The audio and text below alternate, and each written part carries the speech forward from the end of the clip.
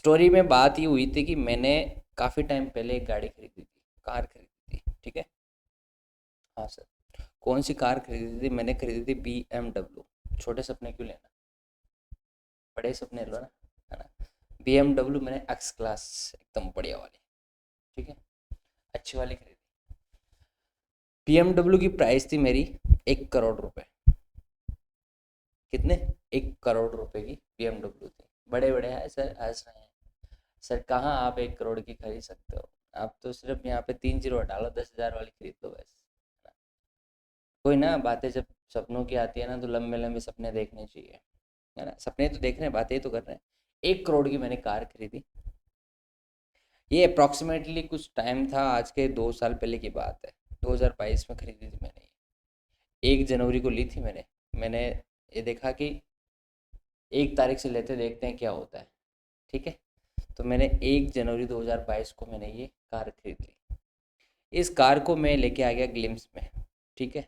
मैंने कहा चलो ठीक है, ग्लिम्स में लेके आ जाते हैं कार को, और डेली अप डाउन करेंगे यहाँ से। 1 साल चलाई मैंने, अच्छी थी, बढ़िया माइलेज दे रही थी, पावर भी अच्छा था, सब कुछ ठीक था। दूसरे साल भी थोड़ा ठीक था, मतलब हाँ, एक कहते हैं ना कि एक बार जब कोई चीज़ पुरानी हो जाती है, जब कोई नया नया आपको इंटरेस्ट होता है, जब आपके साथ नई नई फ्रेंडशिप होती है, कितना बढ़िया लगता है। धीरे धीरे धीरे धीरे धीरे आपकी सारी दोस्तियाँ, सोना बापू सब खत्म। फिर खाना खाया कि नहीं खाया वो कोई कुछ नहीं पूछता है ना। सारे खाने हो जाते हैं ऑटोमेटिक, हाँ खा लिया तो तुमने क्यों नहीं खाया, है ना, पहले पूछा जाता है कि तुम नहीं खाओगे तब तक मैं नहीं खाऊंगा।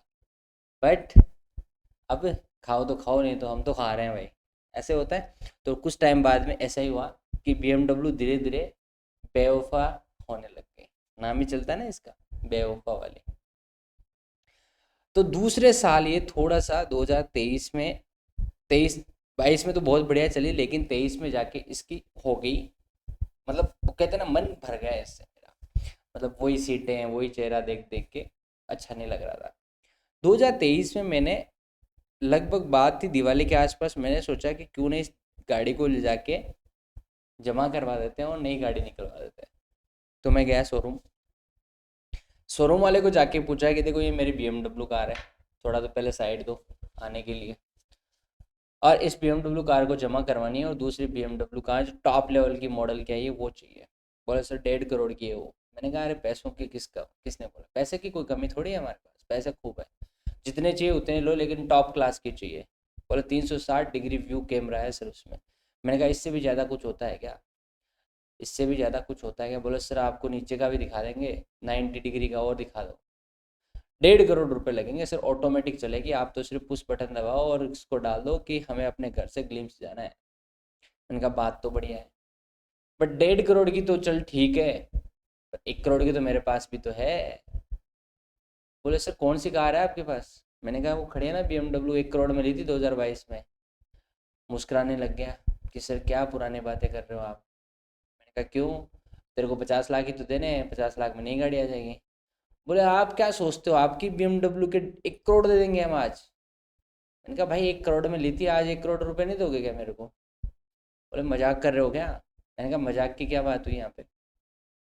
मैंने कहा ये देखो मेरे बिल, दिखा दिए मैंने, RTGS किया हुआ था 1 करोड़ रुपए BMW कंपनी को।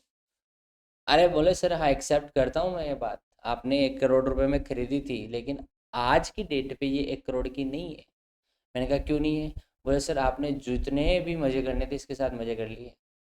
आपने 2022 में भी रखा, 2023 में भी इसको रखा, यूज कर लिया, टायर खराब कर दिए, सीटें खराब कर ली, सब कुछ खराब कर दिया। आज की डेट में इस गाड़ी की प्राइस है सर ओनली 80 लाख रुपए। मेरे उसी टाइम आँख की खुली रह गई। मैंने कहा भाई 20 लाख रुपए मैं खा गया, मैं कहाँ खा गया 20 लाख रुपए? मैंने तो ऐसा कुछ करा ही नहीं इसका 20 लाख रुपए, मैंने कहीं ठोकी नहीं इसको, कुछ तोड़ा नहीं। आज जैसी गाड़ी थी वैसे ये 4 टायर पहले थे, 4 टायर आए थे, वही स्टेयरिंग है, वही ऑटो है, वही सीटें हैं, वही सारा सनरूफ वगैरह सब लगे हुए हैं। बोले बात वो नहीं है सर, बात ये है कि आपने इसको 2021 से लेके 2022 में और 2023 में इसको आपने यूज करी है। हाँ तो मैंने कहा यूज़ तो करिए, क्या आरती करूँ फिर इसकी मैं लेके? गाड़ी खरीदी है तो यूज करने के लिए तो खरीदी है।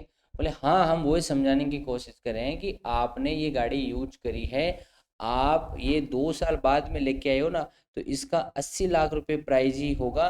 20 लाख रुपए आपका ये प्राइज है ना पूरा टूट चुका है सर, क्योंकि आपने आपकी गाड़ी 2 साल पुरानी हो चुकी है। अरे मैंने कहा यार मैंने तो ये 20 लाख रुपए मुझे तो कहीं नहीं दिखे ये। बोले सर ये दिखेंगे नहीं आपको, ये 2 साल में आपने जो यूज करा है ना, ये यूज की हुई वैल्यू को हम यहाँ पे आपको बताना पड़ेगा कि जो 20 लाख रुपए आपकी जो वैल्यू डाउन हो गई है, वो फिर अब आपको नहीं मिलने वाली, क्योंकि आपने यूज कर ली। और 2-3 साल बाद में और लेट आओगे तो 80 लाख रुपए भी नहीं मिलेंगे सर, वो 50 लाख हो जाएंगे, 30 लाख हो जाएंगे। तो मैंने कहा इसका मतलब तो मेरी वैल्यू डाउन हो रही है जो मैंने ये कार खरीदी है। बोले हाँ सर। बोले आपको एफएमए की तैयारी नहीं करवाई क्या किसी ने? मैंने कहा नहीं अभी तक तो नहीं पढ़ाया किसी ने। बोले पहले एफएमए की क्लास लो और देखो कि ये होता है क्या है। तो मैंने कहा भाई तू समझा दे। बोले जब हम कोई भी ऐसी चीज़ खरीदते हैं जिससे हमारे एसेट बनती है, उसको जैसे जैसे हम यूज करेंगे तो उसकी वैसे वैसे वैल्यू डाउन होगी और ख़राब होगी। ये मैंने कहा ये तो बात सही है, कोई दिक्कत नहीं है, आज मैंने फ़ोन लिया है 2 साल बाद में इस फ़ोन की वैल्यू भी डाउन हो जाएगी। बोले हाँ, पर ये वैल्यू जो डाउन हो रही है इसको बोलूँ क्या? तो भाई इसका नाम दिया मेरे को उसने डेप्रिसिएशन। उसने बोला इसको बोलते हैं हम डेप्रिसिएशन करना, मूल्य ह्रास। इसको हिंदी में क्या बोलते हैं? मूल्य ह्रास। ह्रास का मतलब कम होना।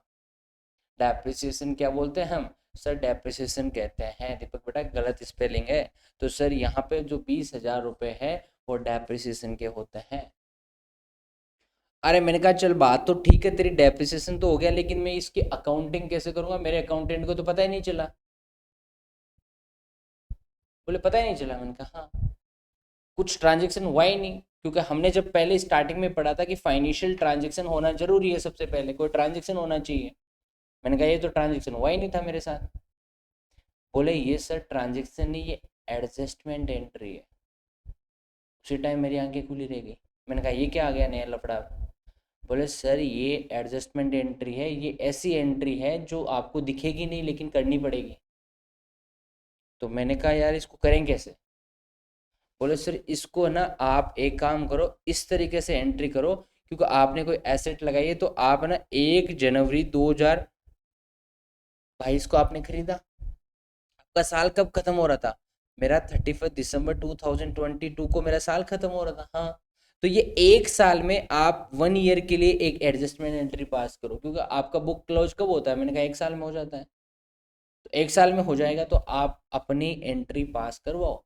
मैंने कहा कब करवाएं? बोले ये 31 दिसंबर को ही करवा दो, लास्ट डेट पे करवा दो। मैंने कहा सारी एडजस्टमेंट एंट्रियाँ क्या इसी पे होती है? बोले हाँ, 99% सारे एडजस्टमेंट एंट्रियाँ 31 दिसंबर को होगी। अच्छा, मैंने कहा क्या एंट्री पास कराऊं डेप्रिसिएशन के लिए? तो वो बोला कि सर डेप्रिसिएशन आपका एक खर्चा है। मैंने कहा वाह, ऐसा खर्चा है जिसमें कैश गया ही नहीं? बोले हाँ सर ये ऐसा खर्चा है जिसमें आपका कैश नहीं जाता है। भाई वैल्यू जो आपने 1 लाख रुपए की 1 करोड़ की एसेट्स खरीदी थी, अब ये 20,000 रुपये आपके कम हो गए, तो कोई जेब से पैसे थोड़ी गए? 20,000 रुपये खर्चा थोड़ी करा आपने। मैंने कहा ये तो फायदा होगा, फिर कैसे? मैंने कहा इसको मैं अपना एक्सपेंसेस मानूंगा तो मेरा प्रॉफिट कम हो जाएगा। बोले हाँ आपका ये प्रॉफिट कम कर देगा। तो मैंने कहा खर्चे की एंट्री एक और थंब रूल पढ़ रखा है मैंने नॉमिनल अकाउंट का। बोले क्या? एक्सपेंसेस और लॉसेस शुड बी डेबिट। तो यहाँ पे हम क्या करेंगे? डेप्रिसिएशन कर देंगे। हाँ सर ये डेप्रिसिएशन अकाउंट डेबिट कर देंगे। कितने से करेंगे सर? कि सर आपका जो एसेट है 1 करोड़ का, ये 2 साल में 20 लाख कम हुआ है, इसका मतलब 1 साल में कितना हुआ है? 10 लाख। 2 साल में 20 लाख हुआ है तो इसका मतलब 1 साल में कितना हुआ? 10 लाख। हाँ सर ये बात तो समझ में आ गई। टू क्या करूं? सर आपका जो BMW कार था ना, ये आपका पहले साल जैसे ही साल खत्म हुआ उसी दिन जाके 2022 में ये 1 करोड़ के बजाय 90 लाख रुपए रहा है। तो आप कहोगे सर अपनी फिक्स एसेट्स को क्या कम कर दो? फिक्स एसेट्स जो आपकी BMW है उसको क्रेडिट कर दो, तो इसकी वैल्यू डाउन हो जाएगी 10 लाख रुपए से। अब आपकी BMW की वैल्यू कितनी रहेगी? सिर्फ 90 लाख रुपीज। इसको बोलते हैं हम एडजस्टमेंट एंट्री। कैसे? सर हमने पढ़ा था कि एडजस्टमेंट एंट्री में ना तो कैश डेबिट होता है ना ही कैश क्रेडिट होता है। इसमें कभी कैश डेबिट हुआ या क्रेडिट हुआ है क्या? Answer is no. Sir depreciation का मतलब क्या होता है? सिंपल सी भाषा में बता दो ना। सर डेप्रिसिएशन का मतलब होता है किसी एसेट को यूज करने से उसकी वैल्यू में कमी आना ही हमारा डेप्रिसिएशन होता है। बट बोल क्या रहा हूँ, एसेट, इन्वेंट्री की बात नहीं कर रहा हूँ, एसेट्स बोल रहा हूँ।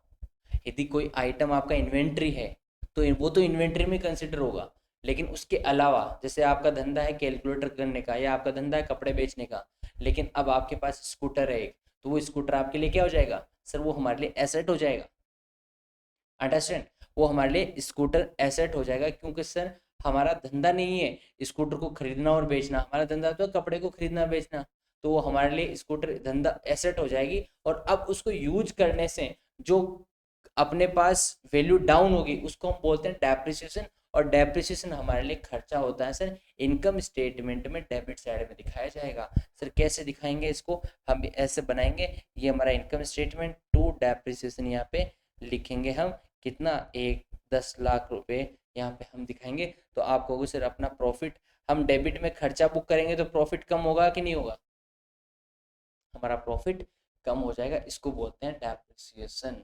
इसको क्या बोलते हैं, डेप्रिसिएशन। सर ये कब करते हैं, ये ईयर एंड में करते हैं, क्योंकि देखो सिंपल सी बात, आज सुरेश ने जैसे सपोज करो लैपटॉप खरीदा है, तो अब ये डेप्रिसिएशन का सुरेश क्या करेगा, अपने लैपटॉप की वैल्यू कब निकालेगा, ईयर एंड में जाके निकालेगा। इसको बीच में निकाल के करना क्या है, ये ईयर एंड में जाके देखेगा मेरा जो लैपटॉप है उसकी वैल्यू क्या है, फिर देखेगा यार मैंने तो इसको 1 लाख रुपए में लिया था मैक को, बट आज वो मेरा सिर्फ ओनली फॉर 80 हजार रुपये का है सर, 20 हजार रुपये कम हो गए मेरे। तो वो सुरेश अपने आप समझ आएगा कि 20 हजार रुपये कम होने का मतलब मेरा डेप्रिसिएशन लग चुका है, मैंने पूरे साल इसको क्या करा है, यूज करा है। अंडरस्टैंड, तो उसको हम क्या बोलते हैं, डेप्रिसिएशन बोलते हैं। सर ये डेप्रिसिएशन निकालते कैसे हैं, ये हम आगे पढ़ेंगे डेप्रिसिएशन की कैलकुलेशन में, लेकिन हमें इतना पता होना चाहिए कि सर यदि सपोज करो आपके पास कोई एसेट है, वो 10 लाख रुपए की थी, ठीक है, आपने 10 लाख में खरीदी, लेकिन मान लो इसकी यूजफुल लाइफ दे रखी है 10 ईयर, यूजफुल लाइफ 10 साल चलेगा, वो कितने साल चलेगा, 10 साल, कि भाई आपने कोई मशीन खरीदी वो 10 साल चलेगी, तो इसका मतलब हर साल आपका डेप्रिसिएशन कितना हो जाएगा, 10 साल चलेगी, 10 साल चलने के बाद सर वो खत्म हो जाएगी, हाँ फिर वो खत्म हो जाएगी, उसको खटारे के भाव बेचना पड़ेगा आपको, या बिकेंगे, कुछ पैसे भी नहीं आएंगे उससे। तो इसका मतलब आप बोलोगे सर 10 लाख में मैंने खरीदा, 10 साल चलेगी, तो आप बोलोगे सर एवरी ईयर में 1-1 लाख रुपए का डेप्रिसिएशन बुक बुक कर दूं, हर साल आप 1-1 लाख का बुक करोगे तो 10वें साल जाते आपका वो आपकी एसेट्स खत्म हो जाएगी कि नहीं हो जाएगी, हाँ सर वो सारे एसेट्स वहाँ पे खत्म हो जाएगी, तो उसको हम बोलते हैं डेप्रिसिएशन लगाना, कि सर हमारे एसेट्स की वैल्यू को डाउन करना, केस की वजह से यूज किया है इसकी वजह से हम उसको डाउन करेंगे, तो वो हमारा क्या हो जाएगा, डेप्रिसिएशन हो जाएगा।